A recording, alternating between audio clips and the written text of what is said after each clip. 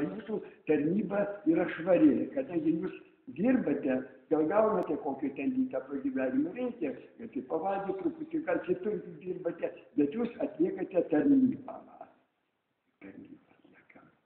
Tarnyba. Net pirmojiniai yra tarnystė. Meilė, šiandien, kaip ir kunigas, jeigu jis atlieka tarnybą, tarnauja, tai gerai. Jeigu tik jis ateina į bažnyčią ir pagalvos, kiek aš jau uždirbsiu. Jūs seminarijai, kada buvome seminarijai, sakė, kaip jūs bandykite, ar jūs būsite geri kunigai, profesorius. Saka, jeigu tik galvoja, kiek aš iš bažnyčios uždirbsiu, saka, tai čia madana pasiimkit, droškit namo, kolchozą nedirbkite. Tai va, tokiu būdu. Bet kada su tarnystė atliekė, susituokė, žmona tarnauja, ruošia visiems tada vaikai 5, 6, 8 atsiranda, vis tiek žmogus vargsta, rūbais nešioja, dovanoja, bet žmona myli, tarnauja. O dabar sako, oho, vaikų turėti 5, prisidalytai ir su akademija turėti kaip kad pragyventi.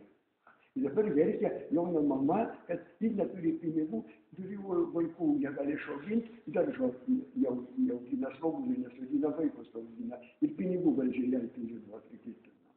Tai vienu žodžiu, gali padėti, visi padėti, bet čia jėga. Turbūt gegužkės ne mums lyga visus. Kai žinot kokie, mes matom, kad televizija šoka, groja, valgo, mašinom jaunimas važiuoja, tai sako, o kaip čia būtų, tai gerai, ten artistai. Mes pamiršom, kad artistai ten gal ir ten yra artistai. Vis tiek važiuoja užsienį žmonės dirba, varšta dirba, sunkiai dirba. Tai va, Dievą padėk, žinoma, gal įsirūpinios, tikėkime, viskas, reikia nenuleisti rankų, reikia žvelgti ateitį, reikia, tik nereikia nusirėti.